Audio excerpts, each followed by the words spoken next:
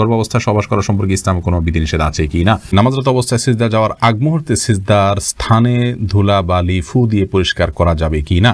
বাচ্চা হওয়ার আগেই তার নাম ঠিক করে রাখা যাবে কিনা? অজু করার সময় আজান উত্তর দেওয়া যায় কি? বিবাহের সময় ছেলেরা কি হাতে মেহেদি আঙ্গুলে স্বর্ণ দিতে পারবে? স্বপ্নদোষ হলে কি গোসল ফরজ হয়? সেই জায়গায় পরিষ্কার করে এবং কাপড় পরিবর্তন করে নামাজ পড়া যাবে কিনা? বাচ্চা হওয়ার আগে কি কাঁথা সেলাই করা যাবে? জুমার নামাজ পড়া সম্ভব না হলে কি আমি জোহরের নামাজ পড়তে পারবো? বিলম্ব না করে চলুন আমরা আপনাদের প্রশ্ন উত্তর দেওয়ার পালায়। সিরাজুল ইসলাম এর থেকে আপনি লিখেছেন, বাচ্চা হওয়ার আগেই তার নাম ঠিক করে রাখা যাবে কিনা? যাবে, কোনো অসুবিধা নেই। বাচ্চা হওয়ার আগে থেকে ছেলে হোক মেয়ে হোক, ছেলে হওয়ার সমাবেশী হিসেবে ছেলের নাম অথবা ছেলে মেয়ে দুইটা রেখে দিলেন, আগে থেকে ঠিক করে রাখলেন, কোনো অসুবিধা নেই। পরে তাহমিদ এন আপনি লিখেছেন, বেনামাজি জবে করা পশুর গোশত খাওয়া যাবে কিনা? যাবে, কারণ বেনামাজিকে আমরা কাফের মনে করি না এবং এটি অধিক বিশুদ্ধতর মত মনে করি যে যারা বেনামাজিকে ইচ্ছাকৃত নামাজ তরকারিকে কাফের মনে করেন তাদের মধ্যে তাদের পশু খাওয়া যাবে না। মারিয়াম আক্তার লিখেছেন, গর্ভাবস্থায় মেহেদি দেওয়া যাবে কি? দেওয়া যাবে, কোনো অসুবিধা নেই। এর সাথে আপনার হালাল হারামের কোনো সম্পর্ক নেই। শরীফুল ইসলাম আপনি আমাদের ইউটিউব চ্যানেলে প্রশ্ন করেছেন, কাফনের কাপড় নাকি দরদাম করে কেনা যায় না, কতটা শরীয়তসম্মত? এ মাসালা হয়তো কোনো কাপড়ের ব্যবসায়ী তার সুবিধার জন্য আবিষ্কার করছে কিনা আল্লাহু আলাম। কারণ হলো এই ধরনের মাসআলা থাকলে তো কাফনের কাপড়ের বিক্রেতা যারা তারা লাল হয়ে যাবে, যে কোনো দাম চাইবে, আপনি দরদাম করতে পারবেন না। মূলত এরকম কোনো কথা কোনো দেশে বলা হয়নি। অন্য 10টি জিনিসের মতো কাফনের কাপড়ও আপনি দরদাম করে কিনতে পারবেন, কোনো অসুবিধা নেই। এরপরে সুমাইয়া আক্তার সুমা আপনি লিখেছেন, কোনো ঘরে প্রাণীর ছবি থাকলে নামাজ হয় না, বিকল্প ব্যবস্থা না থাকলে কি করব? যদি বিকল্প ব্যবস্থা না থাকে তাহলে সেক্ষেত্রে প্রাণীর ছবিকে ডেকে নামাজ পড়বেন। আর নামাজ হয় না বিষয়টা সেরকম না, ওই জায়গায় নামাজ পড়লে মাকরুহ হবে। বিশেষ করে যদি আপনার সলাতে সিজদার জায়গায় থাকে, সামনে থাকে, তাহলে সেক্ষেত্রে সেটা তো দৃশ্যত তাকে সিজদা করছেন এরকম আপনার মনেও আসতে পারে বা দেখলে সেরকম দেখা যেতে পারে। এই জন্য এটা সরিয়ে নেবেন বা উপর করে রাখবেন। এভাবে বিভিন্নভাবে আপনি চেষ্টা করবেন। তাতেও যদি কোনো এরকমও যদি কোনো উপায় না থাকে তাহলে আপনি ওখানে সালাত আদায় করে যে নামাজ হবে না, বিষয়টা সেরকম না, মাকরুহ হবে, অপছন্দনীয় হবে। হোসেন আপনি লিখেছেন, আমার অনিচ্ছায় আমার স্বামী বিশেষ কারণে কিছু টাকা সুদি লোন নিয়েছে, এখন আমার ইবাদত কবুল হবে কিনা? ইনশাআল্লাহ বিদিন আপনার জন্য দায়ী হবেন না, এর জন্য সে দায়ী হবে, যেহেতু আপনার অনিচ্ছায় হয়েছে। আপনি তাকে চাপ দেন খুব দ্রুততার সাথে যেন সেই লোন থেকে সরে আসে। রোজ আপনি লিখেছেন, স্বপ্নদোষ হলে কি গোসল ফরজ হয়? সেই জায়গায় পরিষ্কার করে এবং কাপড় পরিবর্তন করে নামাজ পড়া যাবে কিনা? জি, স্বপ্নদোষ হলে অবশ্যই গোসল ফরজ হয়, আপনাকে গোসল করতে হবে। আর যে জায়গায় স্বপ্নদোষ হয়েছে সেখানে যদি কোনো নাপাক না লেগে থাকে আপনি সেখানে নামাজ পড়তে পারেন। নাপাক লেগে থাকলে ওই জায়গাটা ধুয়ে ফেললেন বা উপরে অন্য কোনো কাপড় ইত্যাদি দিয়ে আপনি নামাজ আদায় করতে পারেন। এরপর এমডি মাহমুদ হাসান আপনি লিখেছেন, নামাজরত অবস্থায় সিজদা যাওয়ার আগ মুহূর্তে সিজদার স্থানে ধুলা বালি ফু দিয়ে পরিষ্কার করা যাবে কি না? একান্ত প্রয়োজন না হলে এটি করবেন না, এবং এটি করতে গিয়ে অনেক সময় আমলে কাসির হয়ে যায়। অর্থাৎ আপনি এত বেশি ফু দিচ্ছেন, অনেককে দেখা যায় যে সিজদা যেতে গিয়ে এত বেশি ফুটা দিচ্ছেন আশেপাশে, তিনি আমলে কাসির করে ফেলছেন। অর্থাৎ তাকে একজন দর্শক দেখে নামাজে আসেন নাকি এমনিতে তিনি জায়গা পরিষ্কার করছেন, এটা নিয়ে সন্দেহের মধ্যে পড়ে যায়। এত বেশি যদি তার নামাজের অবস্থা থেকে, হাইয়াত থেকে তিনি সরে যান, তাহলে সেক্ষেত্রে তার নামাজ কিন্তু বিশুদ্ধ হবে না এবং নামাজ নষ্ট হয়ে যাবে। আর যদি এত বেশি তিনি নড়াচড়া না করেন এবং খুব আলতোভাবে ফু দিয়ে জায়গা পরিবর্তন করেন, পরিষ্কার করেন, তাহলে সেটা জায়েজ হবে। যদি এত ধুলাবালি হয় যে নিঃশ্বাসের সাথে তার নাকে ঢুকবে, তিনি ক্ষতিগ্রস্ত হবেন, অসুস্থ হবেন, এরকম আশঙ্কা থাকে, তাহলে এটি করা যেতে পারে। হাত দিয়ে একটু সরা দিলেন বা আপনি নাক দিয়ে ফু দিলেন, এটি জায়েজ আছে। কিন্তু একান্ত যদি জরুরি না হয় তাহলে শুধুমাত্র সূচিবায়ের কারণে বা অতি শৌখিনতার কারণে এমনটি করা সালাতের যে সৌন্দর্য সেটাকে নষ্ট করে দেয়। জয়নাল মুন্সি আপনি লিখেছেন, বিবাহের সময় ছেলেরা কি হাতে মেহেদি আঙ্গুলে স্বর্ণ দিতে পারবে? মেহেদি এটা নারীদের ভূষণ, নারীরা দিবে, বিশেষ করে হাতে পায়ে, চুলে বা দাড়িতে ছেলেরা দিতে পারে। নবী আলাইহিস সালাম এক নারীর হাত দিয়ে কিছু দিচ্ছিলেন, তো তার হাতে মেহেদি ছিল না। নবী আলাইহিস সালাম বলেছেন যে এটা কি পুরুষের না মহিলার হাত? বলা হলো মহিলার হাত। তখন তিনি বললেন যে মহিলার হাত কেমন, যে মেহেদি নাই?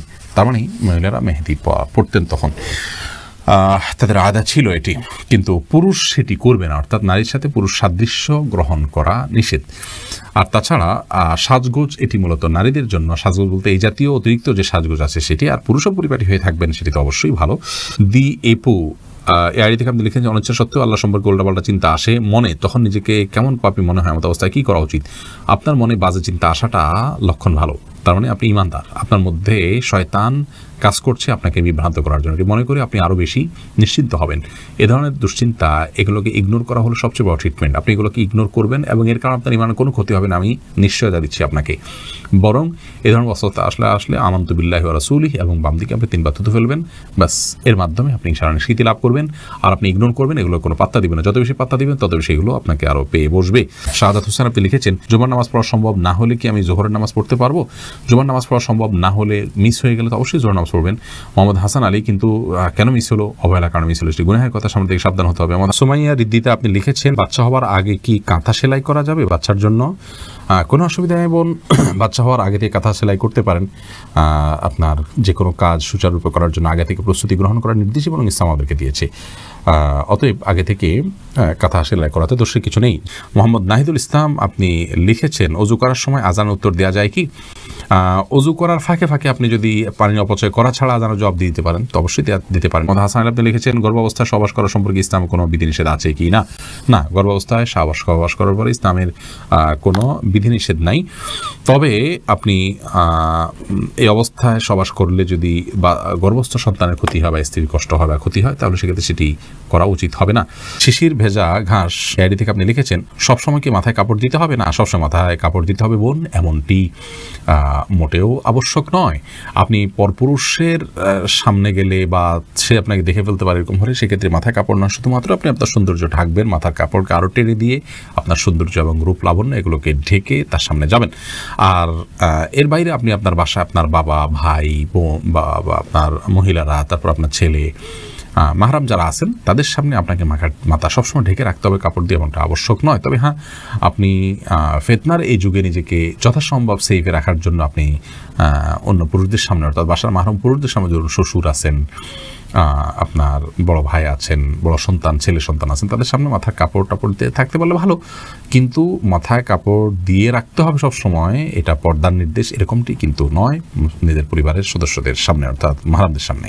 মাহদি হাসান আপনি লিখেছেন নামাজের মধ্যে এক সূরা যদি 2 বার পড়ি তাহলে কি আমার নামাজ হবে? কোনো অসুবিধা, নামাজ হয়ে যাবে। এক সূরা যে একাধিকবার পড়তে হবে, এক সূরা যে একবার বেশি পড়া যাবে না এমন কোনো বাধ্যবাধকতা নেই। আমরা সূরা তারাবির সালাতে যে পড়ি এক রাকাতে তো অনেক সূরাও পড়ি, তাই না? কোনো অসুবিধা নেই। জান্নাতুল ইমিন আপনি লিখেছেন সালাতের সময় হয়ে গেলে আজান শুরুর আগেই কি নামাজ আদায় করা যাবে? সালাতের সময় হয়ে গেলে আজান শুরুর আগে আপনি সালাত আদায় করতে পারেন, কোনো অসুবিধা নেই। সালাতের সময় হওয়াটা হলো মূল।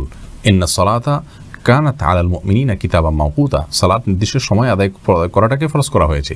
আজান হলে তারপরে জামাত হবে, আজান হলো ডাকার জন্য, কিন্তু তার আগে মা বোনরা তার জায়গায়, পুরুষরাও তার জায়গায় সালাত আদায় করতে পারবেন, কোনো অসুবিধা নেই। আমির রহমান আপনি লিখেছেন ভাত খাওয়ার সময় কি বাম হাতে গ্লাস ধরে পানি খাওয়া যাবে? যাবে, বিশেষ করে বাম হাতে পানি নিয়ে ডান হাতে ঠেক দিয়ে অনেকে খান, অর্থাৎ 2 হাত দিয়েই খেলেন আর কি, এটা জায়েজ আছে, কিন্তু উত্তম হলো আপনি সরাসরি ডান হাত দিয়ে পান করা। কারণ নবী করিম সাল্লাল্লাহু আলাইহি ওয়াসাল্লাম এক কৃতদাসকে বাম হাতে খেতে দেখে বলেছেন কুল বিয়ামিনিক, তুমি তোমার ডান হাতে খাও, অকুল বিমায়ালিক, এবং তোমার সামনে থেকে খাও। তো বাম হাতে পান করা এটা সুন্নাহর খেলাফ একটি কাজ, এটি করা উচিত নয়। ডান হাতে যথাসম্ভব পান করা উচিত, কিন্তু ডান হাতে আমাদের খাবার লেগে থাকে, বিশেষ করে আমরা যারা এই সাবকন্টিনেন্টে থাকি, আমাদের খাবারগুলো এরকম যে ভাত তরকারি ঝোল টোল দিয়ে খেতে গেলে আমাদের হাত মেখে যায়, গ্লাসে ধরলে নষ্ট হয়ে যায়, সেখানে আমরা আঙুল চেটে খেয়ে তারপরে ধরতে পারি, সেটা আমাদের জন্য অধিকতর সুন্নাহর নিকটবর্তী এবং ভালো। কিন্তু যদি কেউ বাম হাতে খেয়ে ডান হাত দিয়ে ঠেক দেন তাহলে সেটাকেও আপনি আপনার ভুল বলবেন বা গুনাহ হয়েছে এরকম বলার কোনো সুযোগ নেই, সেটাও করা যেতে পারে। অনেক ওলামা ইকরাম সেই পরামর্শ দিয়ে থাকে।